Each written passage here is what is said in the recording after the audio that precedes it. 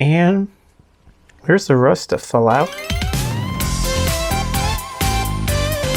Welcome back to Living with a Classic and this absolutely lovely Christmas day. Well, it's miserable out. It's 1 degree above freezing, slightly raining and very foggy and very cold. But I've made some room to get the new winter daily into the workshop. So gotta fix it because, you know, we still have winter. If you remember, I went and had a look at this car about 3 months ago, and then the shop called Joe's Garage, who had it for sale as a parts car, basically, I bought it like that as it was with a bad clutch, and they offered me to have the car there and that they would fix it with the help of a apprentice who needed something to do. So I said, yeah, sure. And then he did the clutch with the help of the mechanics there. And I didn't really have to pay anything for that, so I'm very grateful for that. I paid for the parts and a tiny bit of their time, but because it's a big job doing a clutch on one of these. If you don't have a lift, it's pretty much impossible. Whole subframe has to come out and everything, so that's done. It has a new clutch. However, it had some issues bleeding the master cylinder, and of course they couldn't spend more time on it because that would have cost quite a bit, so we just had it towed here as it is. So that's something I have to have a look at, and then there's some welding as well. So let's fire it up, get into the workshop and start looking at the brakes. Got the keys here. Came with 2 keys, so that's very nice. And I moved it here about 3 days ago, and it's been quite cold. Now it's actually the warmest day in a while, so let's see how it fires up. Also how the battery is. It is a 2.2 liter diesel, and let's see. Glow plugs went out. Let's try it. That started very well. Radio off. I'm going to turn off the climate control, I think. There we go. We'll let this thing warm up a little bit and then take it into the workshop. It runs very sweetly and everything does seem to work on it. The cover is off at the moment. It is in the back of the car along with the plastic covers underneath. But I'll put those back on a little bit later. So they had the transmission out, which is over here. Replaced the clutch, throw-up bearing, and all of that. However, when they went to bleed the brakes, the pedal sort of went to the floor, and now there's no pedal feel at all. So what most likely happened is over here that the piston, either the probably inner one, is stuck in the bore and then doesn't want to move out. So I'm going to try and take the master cylinder off, see if that is the case. Take it apart, clean it, put it back together, because the new one is very expensive. I can get a used one for about $150 or something, and a new one is $400+ with shipment and everything. So we're gonna try and do that because I'm still trying to keep this inexpensive car, and we still have some welding and things to do, so we don't want to spend too much on it before we actually drive it and see what the condition is. This brake fluid is shared with the clutch. I think it's that line going down there. So I'm going to try and drain out some of the fluid. And then there's 2 big lines coming off it. Get those off. And then there's 2 nuts there. And the master should get out pretty easily. Let me see if I can crack these off first. They are 14. And I've sprayed them with penetrating fluid a couple times. So there we go. That one came off nicely. The other one is, I think, also a 14. We're gonna have to try and get in there. All right.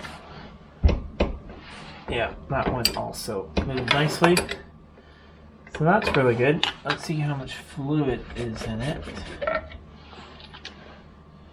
little bit. So I'm just going to get something to suck that out of there, loosen this, loosen those 2, and it should pull straight out. This should be the last nut that holds it on. So far, I'm enjoying working on this thing. It's I don't usually work on such quote-unquote modern cars, but so far this was actually easy to get to. This is the second US car my wife and I have had. We're never really had any new stuff. All our old daily dryers before. I've always been, old cars, but the Range Rover is the newest one we've had. It's 2007. This is a 2005. So, yeah, at least in my eyes, this is a very modern car. When you're used to driving 70s Jags, but this will be nice. I think I'll very much enjoy this thing on some long trips, and when I have to go and get the parts, and now especially when I'm going to be running my own business, this will be a good car to go for parts runs, and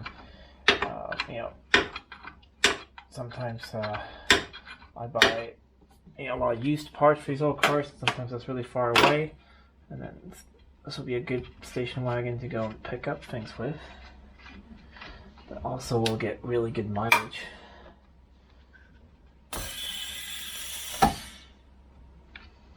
Okay, so that was just some air getting out of the servo. Let's see. Maybe you're supposed to actually remove. I don't really know. Well, we're doing this without a manual.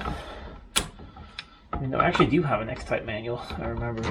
I should go get that. But we're gonna see if this works. Anyways. Nah. Don't think so. I think the reservoir is in the way. This was just held in with one bolt here, and then I could twist on it a little bit. I think I should be able to get the master out now. Oh, come on.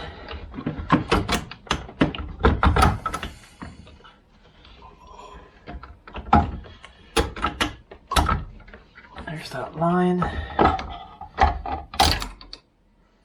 And there we go. I'll secure this back in place so that doesn't break. Then we'll go over to the bench and have a look what happened with the master. The good news is I can't see any fluid inside the servo. A lot leaked out here when I took these pipes off, but I just put a rag down there. I'm gonna get some more pooled on top of the transmission. But that looks nice and dry in there. And that's a really good sign, because it was leaking out the back. Then we definitely need a new master. But now we can maybe fix it. And if you have a look at this end, it's perfectly nice and dry and clean over there. So that's good news. I just think that the inner piston, or both pistons, are stuck down there. So I'm going to try and take this apart. I'm not going to film that because I don't actually know what I'm doing, but I'm hoping this is built the same way as most master cylinders. There's a big circlip there, and that is some fluid. I got to get out of it. That is nasty looking fluid.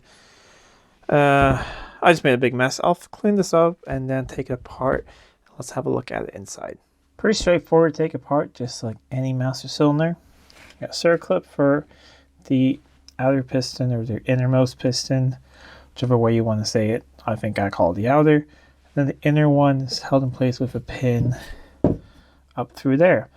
The whole master is just full of black gunk, but it looks really good inside. I wonder if the whole thing's aluminum, but there's no corrosion in it. All the gaskets and everything look really, really good. I don't see any nicks or tears in anything. So I think I'm just gonna chance it. We're just gonna clean all this up, blow out any passages and anything, put it back together, and let's hope that we can bleed this thing. It's all back together, and I've done something really messy. I've sort of bench blooded, because I could get fluid out of that one really easily, but not this one. So I backwards fed it, and if I hold my hand on it, you see I'm getting fluid out of that one as well. So it seems to be working now. That one's shooting across the room basically, and it has the fluid in it. So I'm going to put it in the car, put some blankets everywhere so I don't spill so much brake fluid. Hopefully this time we'll be able to bleed the master. The master is back in place, full of fluid, and I started bleeding. Yes, you're supposed to bleed the ones furthest from the system first, but I just want to see if I can get fluid out of the closest one. That's this one up here. I did the old trick where you take the bleeder out, put some Teflon tape on it, make sure that the holes are still working, and then I use this vacuum pump. You see we're holding quite the vacuum. We're getting fluid out of it. Not that much so far. And yeah, we are getting air, but we are getting fluid out of it. So that's really, really good. I'm going to get some more fluid out of this one. Then we'll do the other side front, because they told me they only could bleed one of the circuits. So that's diagonally across. If we can bleed both front brakes, we should be able to bleed both rears as well. Really good news so far. You see I've gotten the same amount out from this side. So I'm going to close the bleeder up here, remove the Teflon tape on both sides, move over to the rear. Hopefully those bleed as well. Well, this is a face of disappointment. It doesn't bleed. Well, I mean, I can get fluid through it. However, the rearmost circuit that goes in the back of the master cylinder, that is left front and right rear tire, it doesn't push out fluid. The pedal goes to the floor, and only in the last bit of the pedal travel do you get fluid out. So I tried vacuum sucking everything again while my wife pushes the pedal and everything. The other side, perfect, works really well, but that one not. So I've looked online a little bit. I'm going to do some more research. They're quite pricey, new, because they're only available on this car. I'm going to check on Facebook and a couple groups, see if maybe someone's parting out one of these cars. I have found one used online in Sweden, and it comes with warranty, and it's about $150. So hoping I'm going to get for that. I'm going to write to them and see how long ago it was removed from the car. If it wasn't that long ago and the car was running, I think I'm going to chance it, and we'll try. However, we're going to have to look at one more thing. I removed the sill on one of the sides, and I'm going to show you guys the rust. And the good thing is the rust is not any worse than what we saw when we had this thing up on the lift the first time. And it's not the inner sill at all. But I'll bring a flashlight and we'll have a look at that. You can see the mess I made on the floor. So much fluid has been brought through the system. But I mean, this side bleeds, but not the other side. And here's the rust that fell out. Just look at all the dirt that fell out. So these sill covers, they're absolutely, well, they're not a good idea in my opinion. They just rust out. So even after we rust proof and fix this, I think I'm going to remove it every couple of years if I keep the car and clean it out. Have a look at this. So the outer sill is pretty much gone until here. This is a reinforcement here, and that is still very solid. The inner sill is absolutely perfect. It has not gotten any rust at all. And the seam here is still nice and thick. So I'll have to make a cut. Let's see, we'll have to open the door here. I'll probably make 2 panels. I'll probably make one that goes from here until about here, and then one repair panel here. So I'll have to make a nice seam up here somewhere. If you guys can see, let me try and a seam up here somewhere, and it's a pretty simple panel. I'm gonna make it myself, and it doesn't actually really matter what this looks like as long as the sills click on again. So I'll have to measure out all the holes and everything, and just make sure it's strong. No one's ever gonna see it. So yeah, I got a little allergic to the dust there, but I'm really happy that it wasn't any worse, and that's the bad side. The other side is not as bad. It's gone in the bottom side, but not really up on the side on the other, so it should be an easier fix. But we'll start with the worst side, of course. So I'm gonna go to the hardware store, pick up some sheet metal for that. I'm gonna pick up quite a bit of extras so I can also practice on that. And hopefully that's going to go really well. But you'll see a video on that, on a beginner welding up. I think this is a good beginner welding project. I've done a couple other things before, like the seats and that on the XJ6, and that went really well. But the Master, so depending on when that arrives, you'll have the next video on this car. I'm going to see how long it's going to take, so maybe I'll leave it up on jack stands. Otherwise, I'm going to put it down on the ground and move it out, because you can still drive it. You just have to use the parking brake. But we will see how that goes. Anyways, I hope you guys like this, and hope you guys are excited to see more videos here on getting this X-Type back on the road. Anyways, if you like this video, please give a thumbs up and share it with your friends. If you're not already subscribed to the channel, please do subscribe to the channel. It really does help out a lot. Till next time, I'm Adam, this is Living with a Classic. I'll see you soon.